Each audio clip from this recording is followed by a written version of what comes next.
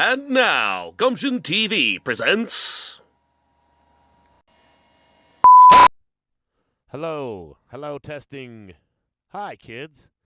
This is your old Unky Judas, and welcome to Storytime with Unky Judas. I am ready for some stories with my Unky right now. We have Steamy Ray Vos here in the audience. He's the one that actually encouraged me to do this. Thank you. He tells me that there's people on YouTube that get paid to tell all their crazy stories that they have encountered over the years, particularly while being on, shall we say, mind-altering substances.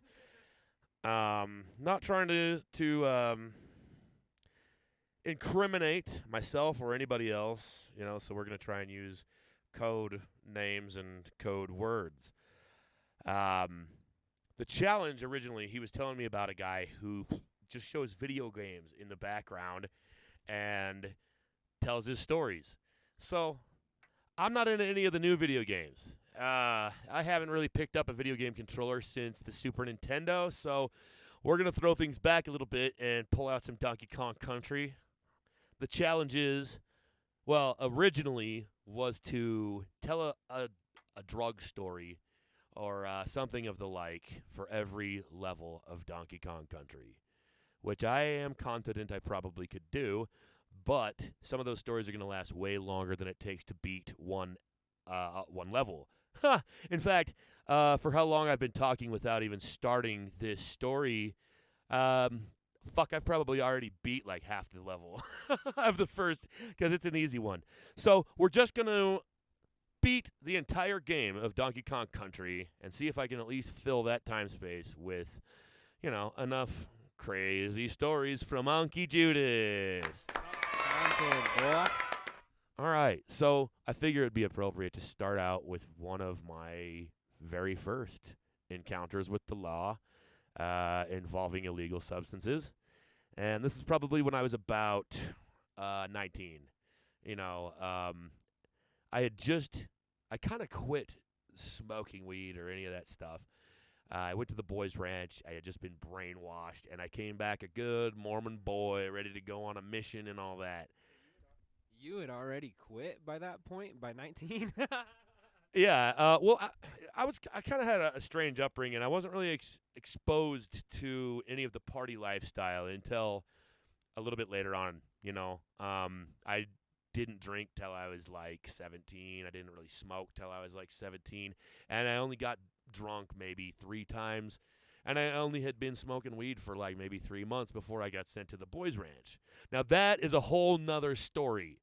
The boys' ranch, yeah, we could talk about that. But we're not going to. Nonetheless, I got out of the ranch and I was Mormon and straight edge because that kind of helped me to stay off the drugs and still kind of try and be cool and not just be some Mormon little sissy kind of thing. I still wanted to make music. I still wanted to be in bands, and the people that I knew were mostly into like hardcore and punk and stuff, and the ska thing was kind of on its way out. But I knew that that's what I still wanted to do, and I at least luckily found some people in Lehigh that were kind of in that same sort of attitude, so I started palling up with them, and we made a band. And we got the idea to sell weed to raise money for the band without smoking any of it ourselves. So we were going to just get straight profit, which we figured, man, you can make a lot of money off weed if you're not smoking any of it. And this still really totally goes against straight edge principles and standards. Now, keep in mind, we were nonviolent straight edgers. We didn't just go around curb checking people and fucking with people just because they didn't believe in the same thing we did. And back at that time, there was a pretty big problem with that sort of thing around, especially Utah, but not so much down in Utah County.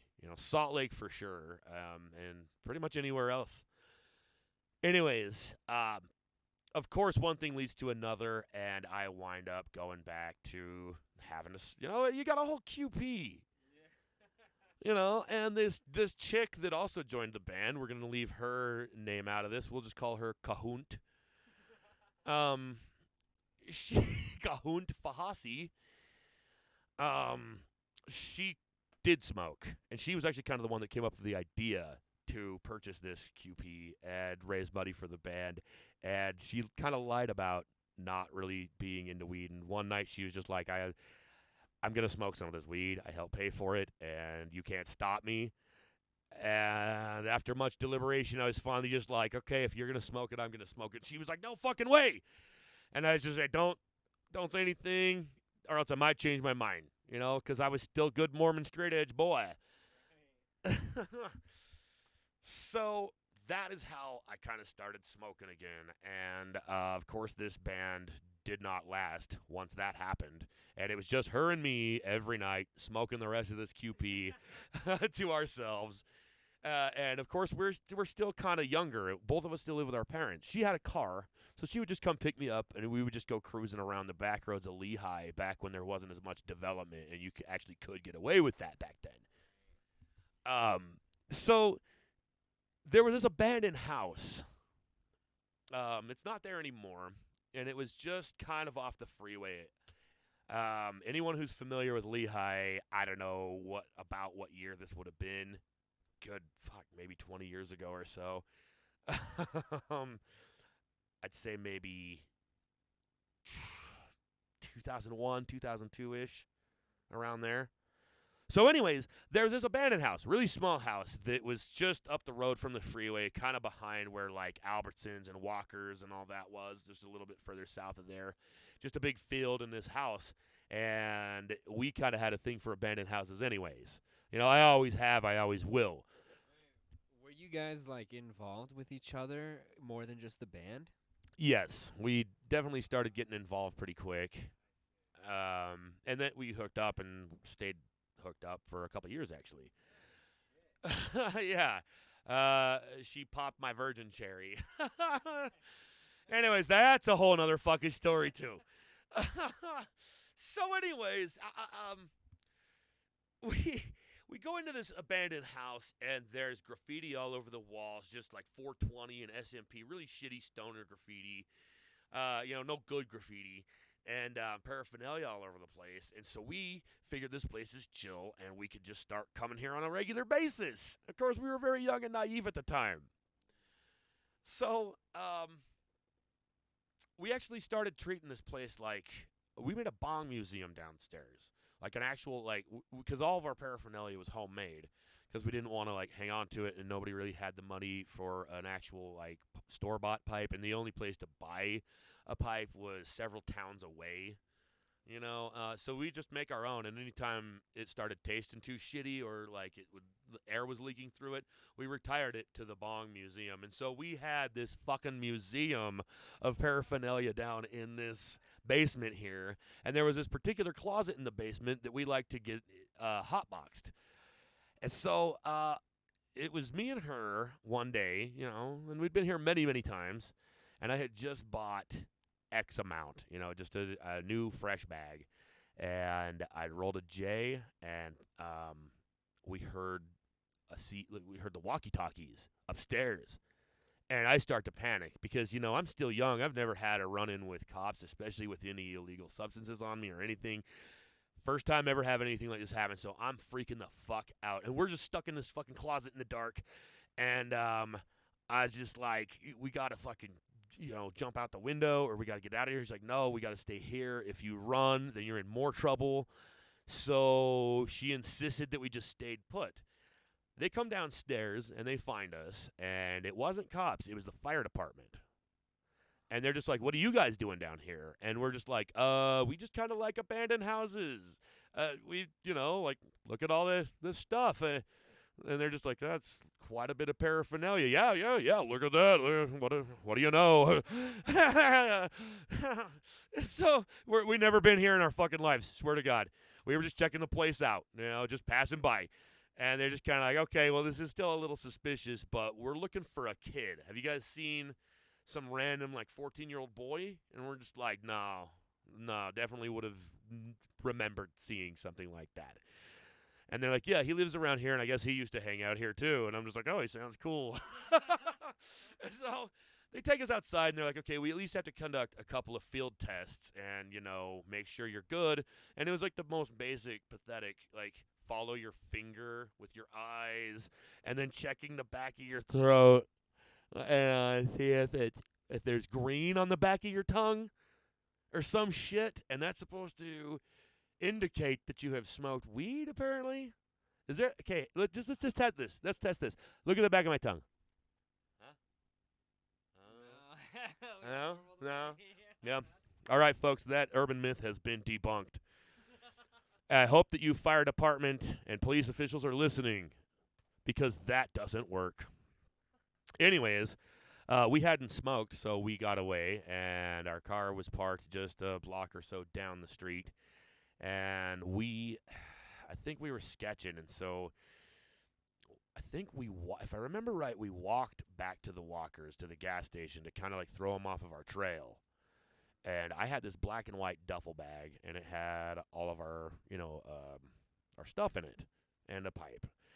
And as we're coming out of the Walkers, the gas station, there's a bunch of cops waiting for us, and we're just kind of like, "Oh, hi, are you guys looking for the missing child?" And they're like, "Actually, no, the fire department guys kind of tipped us off, and they said that we should come fuck with you a little more."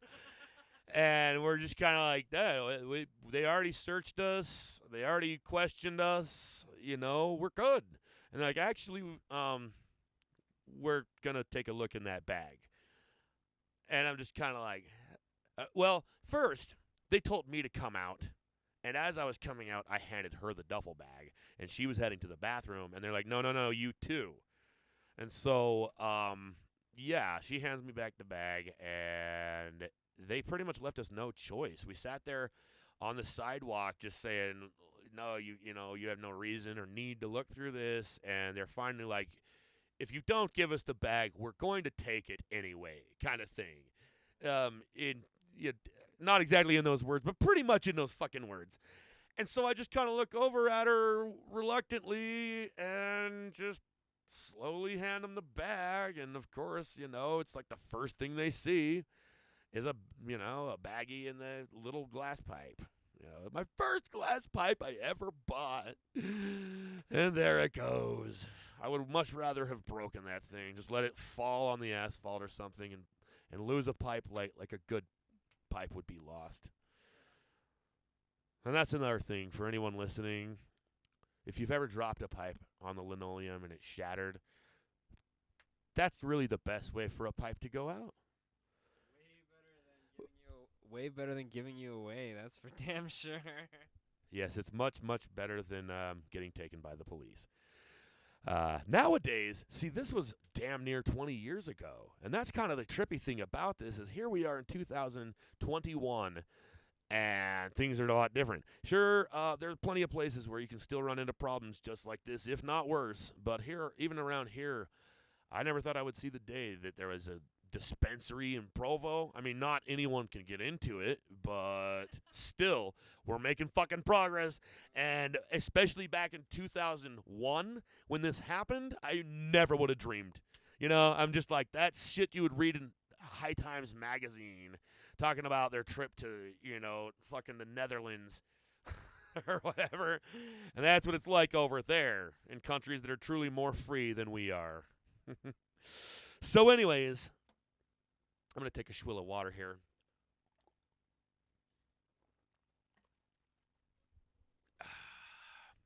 Good old non-alcoholic water. So anyways, they take the bag, they find the pipe. She's underage. I think I was like 18 and she was 17. So, they could have even got me for statutory. No, I'm kidding. Their parents were cool with it, so, I think it comes down to the parents. And, I was all right with a good standing with the father, at least, and that comes into play later on in this story. So, I think they took her home. They immediately, her license was suspended, and she couldn't drive, right then and there. And they took me to jail. And I sat there. I got through booking, and then they take me into that room where they, pretty much strip search you. And he starts patting me down and asks me if there's anything in my pockets. And I'm like, no, they took it all. First thing he pulls out of my pocket is the fucking joint I rolled while I was sitting in the closet. And I look at him like, oh, fuck, I totally forgot I had that. And he's just like, no. And I was like, what? And he's like, no. What? Nah. You already got popped for weed. We can't charge you twice for the same shit, right? So technically, like, your paraphernalia and your weed is already in the evidence locker, and this joint technically doesn't really exist. And I'm just like, oh, fuck. Oh, cool. And he's like, no, take off your clothes. Oh, all right. So after that whole thing, I sit out there in the lobby, and I sit out there for a fucking while, you know. And I watch other people come in, and then they switch their clothes out. They put them in their nice fancy little, jail outfits, and take them to their room. They take them to shower and put them in their fucking room. And more and more people keep filing through and going through the due process, and I'm just sitting there in the corner and watching these fuckers. Around 1 a.m. rolls around, and Officer Sly kind of slinks around the wall and sort of like, hey, you've actually been pretty cooperative. We decided that if you can get a ride out of here, we'll let you walk tonight. And I'm just like, no shit, I will walk out of here. And it's like, no, actually, we can't legally let you walk home. And I mean, this was clearing the fuck down in like Spanish Fork, and I lived in Lehigh. I still would have taken the walk. Even if 1 a.m., don't care, get me the fuck out of here. But I guess they legally can't let you do that. I don't remember what stupid reason why. If I thought hard enough, I could probably come up with a few. I don't know. Maybe you might kill someone on your way out. If you're walking, you get pissed. You might get killed. Somebody be like, that guy's walking out of the prison. He probably raped someone. I'm going to run him over with my fucking pickup truck. Or your bus or your tractor, because we are in Payson. People have that shit. So, who else do I call besides Cahunt? My girlfriend at the time. Because I'm not going to call my parents and say I'm in jail at 1 a.m. And I'm pretty sure they already knew, because my brother happened to have been pulled up at the Walkers while I was getting arrested, and he actually was cool. He handed the officers his prepaid legal card just to see if it would help, which of course it didn't, but there was still a nice gesture of him, and I'm pretty sure he told the Padres that what he saw, that Walker's in Lehigh was like the only place for anyone to hang out, so I'm sure a lot of fucking people saw it. But anyways, I call her up, and of course she can't drive because she just got busted, and they, like, it sounds kind of weird because usually you got to go to court before you get your license taken away, right? But they didn't do that. She just, like, that night could no longer drive. And I told her that if you could come get me, or, I don't know, could your parents come get me? Just somebody could drive. I can actually get out of here tonight. And so she asked her dad, who, he's pretty cool. He used to be in a band. He used to be in a band called Sojourn, which actually apparently used to be kind of big back in, like, the 80s, whenever they were kind of like a butt rock hair metal band. And they actually had a couple good songs, to be honest. I've heard an album or two of theirs. I actually still have In the World of Spirits, and it's got, like, one decent song on it, maybe two, from what I remember. For being butt rock, that's actually saying a lot. Because I fucking hate butt rock for the most part. So anyways, he's now Mormon, and I think he had some sort of position in the ward, like not like a bishop or anything, but some kind of important dude in the church. And so upstanding guy that used to be a rocker.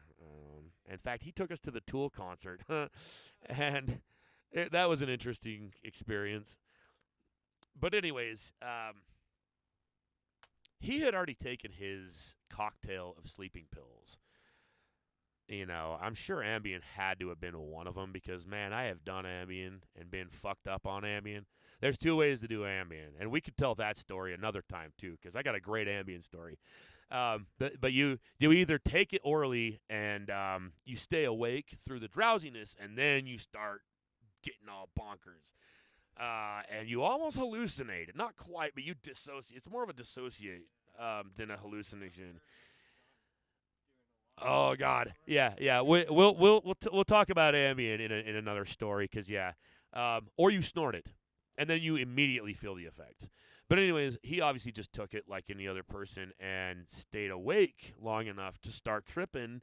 And I don't know what other drugs he was on too, but he should not have been fucking driving, dude. And that was another fun part. That was another fun part about this whole experience, was seeing him all fucked up. You know, this fucking upstanding Mormon guy who used to get fucked up, currently fucked up, and driving. It was fucking great. He kept putting his hands above the steering wheel and driving this imaginary steering wheel. And Cahoon had to keep grabbing his hands and putting them back on the steering wheel and shit. And he'd get his face real close and then like peek-a-boo above the steering wheel. And then he would back up and do it again and just peek his head above the steering wheel again. And he kept asking some of the most ridiculous questions about, like, well, I'm not going to get into it, but, like, you know, love affairs and whatnot. Like, not like affairs that he had, but shit with his wife and shit. That's like, you know, you think that, like, your mom would love me more if I, you know, shit like that. Yeah. And I'm just sitting here laughing and just looking over at her, just like, oh my fucking God, this is your dad right now. And he's like, no, I want you to promise that you're never going to do drugs again. And I just kind of laugh out of the corner of my breath. I'm just kind of like, wait, is there a corner of your breath? Yeah, we're just going with it. Out of the corner of my breath. I think I just combined two figures of speech. So out of the corner of my breath, there I was. I uttered, you want me to stop getting fucked up? And he's just like, oh, fuck you. And I just, again, start laughing. I couldn't contain myself. I look over at Cahoon, and I'm just like, your dad just said, fuck you. Your Mormon-ass dad said, fuck me. I was loving it. And plus, I got out of jail. So it's like one of the greatest nights for me in a long time. You know, anyone who has ever gotten the fuck out of jail the night you got brought in knows how that feels. It's a great fucking feeling, isn't it, folks? Yes, it is. So, I don't remember. I think I had to sneak in the window to my parents' house, assuming that they didn't know about it. You know, and of course they did, and later on, like months and months later, and no correlation to this story, I got kicked out of their house. I wound up living like in a garage, and then I wound up living in like a camper with like no electricity or plumbing or you know, phone or anything, out in the middle of nowhere in the desert in the Eagle Mountain. And this whole time I had been trying to fight this case in court because I was under the impression that it was illegal search and seizure because the fire department, had already dismissed us. They'd already said that we were good to go. They interrogated us, and then we were interrogated a second time by the cops. And so I figured that this was some kind of illegal search and seizure because we had already been dismissed. And I don't know if that would have held in court. I have no idea, but I still was going to fight this. I requested a public defender, which I would recommend to anybody anytime you're in court, unless you just know you're fucked or unless it's a really minor charge. Always ask for a public defender if you can't afford your own defense. And that's just my advice to anybody. It's always fucking helped me every time. I've never regretted it. Even the kind that aren't really there for you and could give a shit less what happens to you, I still wind up getting my charges reduced. You know, I got less than what I would have had I not asked for a PD. This PD was cool, though. A lot of times, I'm pretty sure that they actually work for the courthouse themselves, and I'm pretty sure this dude was an independent, like his own agent, because his office was way over in Provo, and you had to go see him yourself, and I actually got to talk to him, like, and make personal appointments with him several times before the court date. And every other time I've been to court for anything, you don't get that out of a PD. And he's usually just appointed right there, and it's the same guy for everybody who goes through there. This dude was only there for me, and I don't know how I got that special of treatment. Maybe it's just because that's how Lehigh does it, and Orem doesn't. No idea. But this dude was cool. He actually gave a shit about winning that case for you. Kulas was his last name. He was a Hispanic guy, and he was badass. So the day of the court, he asked if she could come in too, my girlfriend at the time, Cahunt. And he wanted to hear her side of the story. And she's telling him about how, like, I handed the bag to her, and she was kind of trying to claim the bag was hers because she had already kind of been charged as a minor for the for the paraphernalia and for the bag. So when he heard that, he immediately slams his book shut, and he's just like, oh, this is going to be easier than I thought. Case closed. And we're just like, what? And I was just like, I was about to tell you about the illegal search and seizure. What are you talking? He's like, no, you don't even need to. Why? Because it's double jeopardy. You cannot be charged for something she's already been charged for. And I've been told later on, somebody said that that's not what double jeopardy is, but that's what he called it, and that's kind of his job. He's like the professional. And so he said, basically, yeah, that she's already done time. She's already been sentenced and been punished for that particular crime. And he brought it in front of the judge. In fact, this part was great. This is one of the best parts of the whole thing. You could tell right when we walked into that room that the PD and the prosecutor fucking hated each other. And if there's anything more that you could have going for you in court besides like an independent PD that actually gives a shit, is to have a rivalry between the fucking prosecutor and the PD, because he's got even more motivation to win that case because he fucking hates the prosecutor and he wants to piss him off even more. And so yeah, he walks in and he looks across the room at the prosecutor, and I watched it. Their eyes meet and he just struts in there and he's all like, "Oh, you want to go 3-0?" And the motherfucker's face got red, dude. He just fucking glared at him. Because Kulas knew he had this one in the bag, and the prosecutor could tell that Kulas knew he had it in the bag. And obviously, he just won 2 fucking cases before this. And so he's like, yeah, we're going 3-0. I'm about to whoop your ass one more time, fucker. And I'm just like, oh, this is going to be good. This is going to be really good. You know, like watching the fucking sparks fly. And the prosecutor, well, first, they pull out the baggie. This is other priceless. They pull out this skimpy little bag of shake when, as I mentioned earlier, I had just purchased like a quarter. So when they first said, "Is this your pipe? Is this your bag?" the first thing that comes to my fucking mind is, that ain't my fucking bag. You guys smoked that shit. And then it dawns on me, wait a minute. Those guys back in the fucking office, when I was in, when I was in jail, never really occurred to me why they were so nice. Think about it now. When they searched me, they pulled that joint out of my pocket, right? Right. And his words were almost exactly, technically, this doesn't exist. So where do you think that joint went?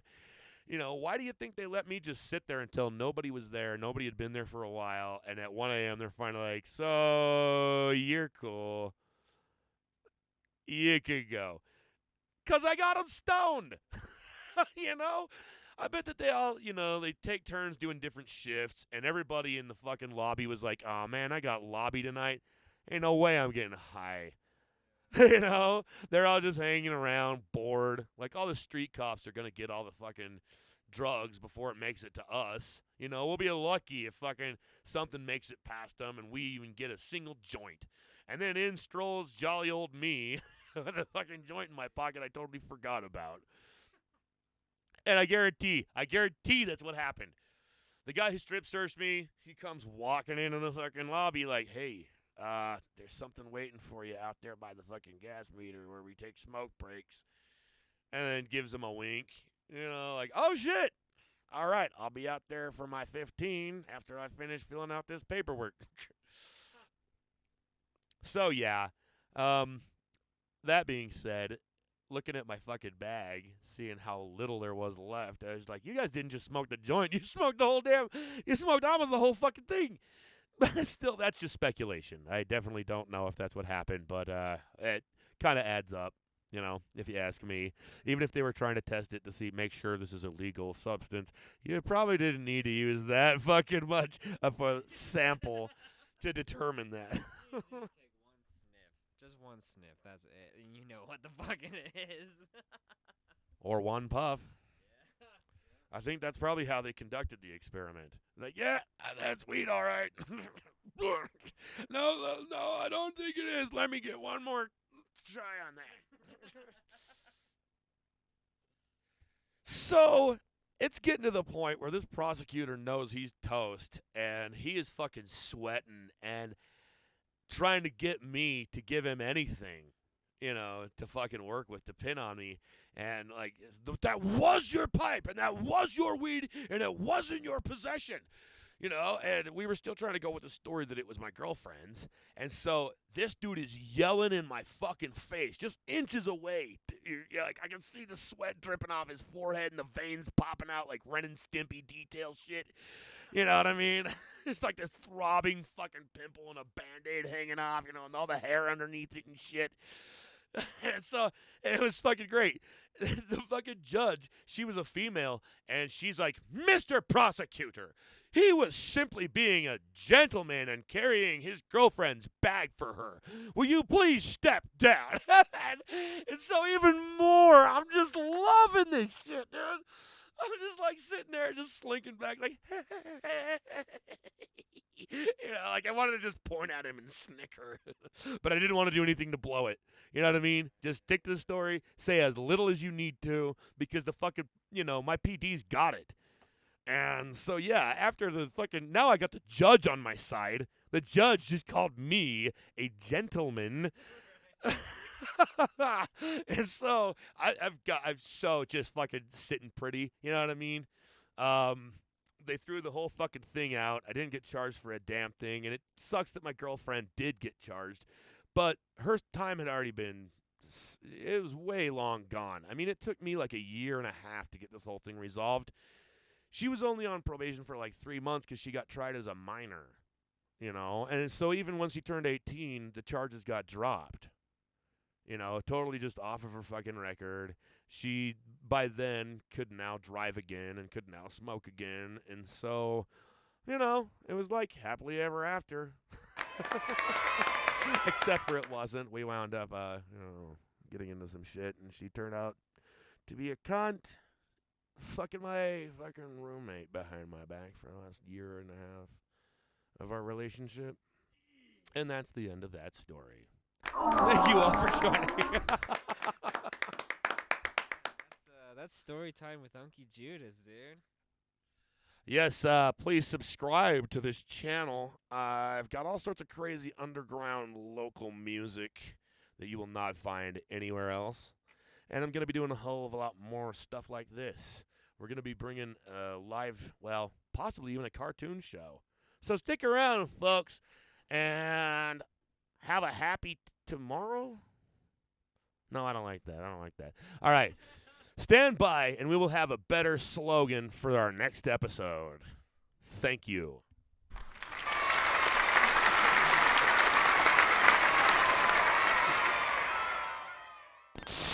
Brought to you by Derpenschlee. And remember, if it doesn't say Derpen, it's not Derpenschlee.